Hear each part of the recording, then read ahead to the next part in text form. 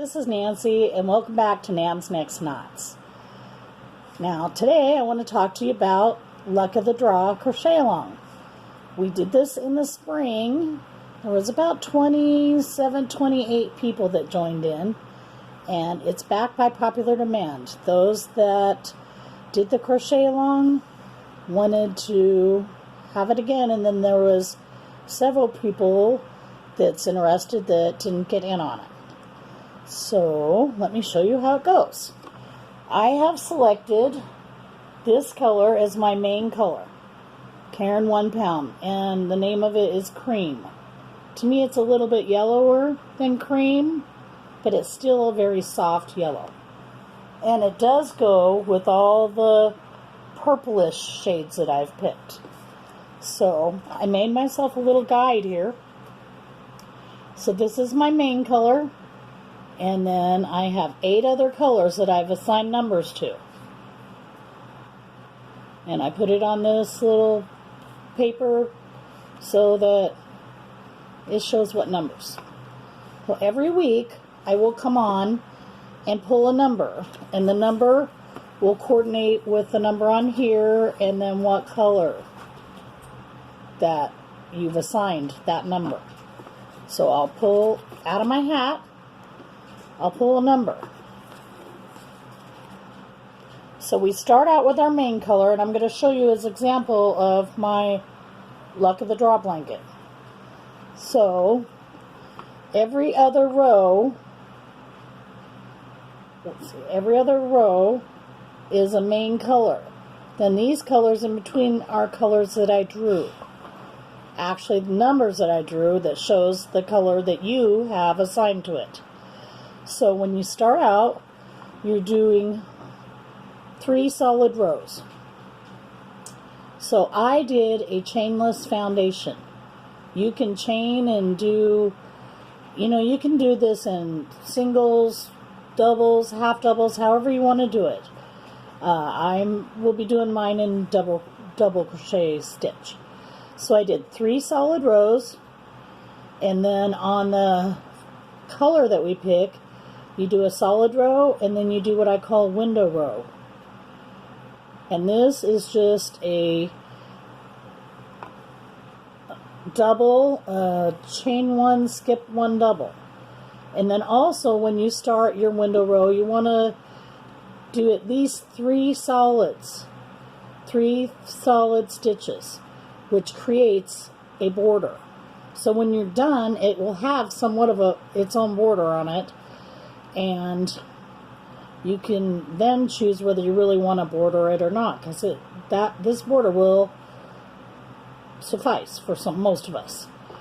I'm not gonna.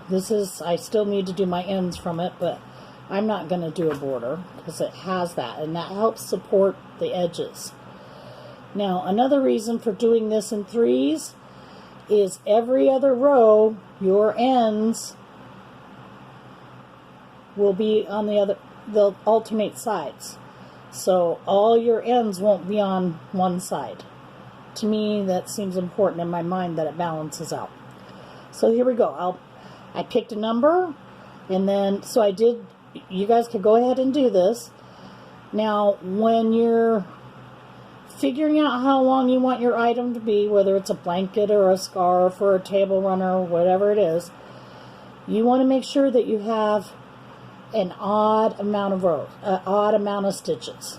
That's really all that matters. And you put it as long as you want, as short as you want. Just have an odd number. That way it works out when you get to this window row.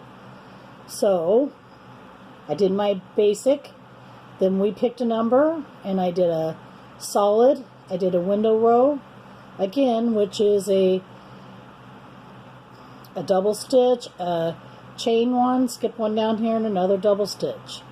And I chain 1, skip 1 down here, another double stitch. So when I first started, I got this ready. Then we picked a number the first week. So you would do your color coordinating assigned to that number, and then you would do another of your basic color, which mine is the yellow that I showed you. So this one, the basic color was purple. So it's like every other stripe of color. So it is when you have a finished item, you know, it'll be basically this color in the overall when you're done. Okay, so now, like I said, I waited until it was fall, and it's officially fall now. So Thursdays worked good for everybody, and I will continue to do Thursdays. So Thursday morning, I'll draw a number. I might show you my blanket, or it might just be my hand pulling a number, which ended up a couple times last go round. So I'll pull a number. So first off, you can go ahead and do your 3 rows solid, which is like a border to start with as many stitches as it takes to get to the length of the item that you want to create. And then next Thursday, I'll come in and draw a number, and we'll have our first selection of colors. And then we will, that week, do that has been picked, and then you'll do another of your main colors. And on mine, they're window rows too, because I don't want a solid, heavy, thick blanket. That's why I like to have a row now and then that has the lace stitch, also it's called, my window rows. So it makes it pliable. It's not like a solid, heavy, thick piece. So it has air, it breathes as a blanket. So there we are. I will find at least one of my previous videos where I explained this on the last go round, and I will put it in the description box. There may be 2, because I did try to explain it a couple different times. And then last time I had it on Ravelry and my Facebook.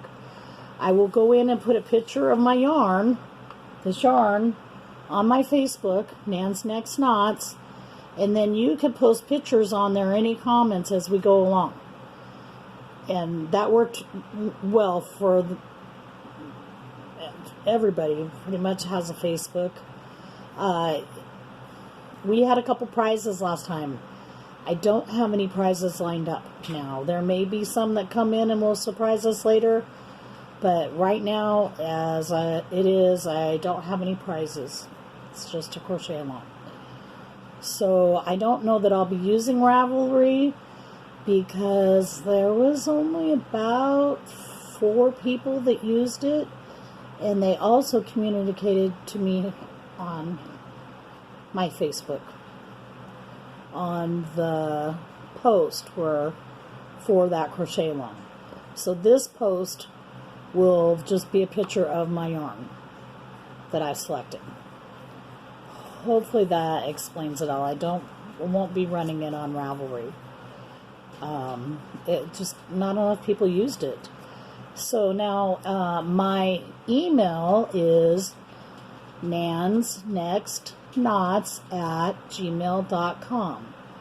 nansnextknots@gmail.com. If you want to communicate with me that way, if you don't have a Facebook. And, you know, share pictures. That's the great thing about it, is it's just a social forum to share pictures with everybody else that's involved.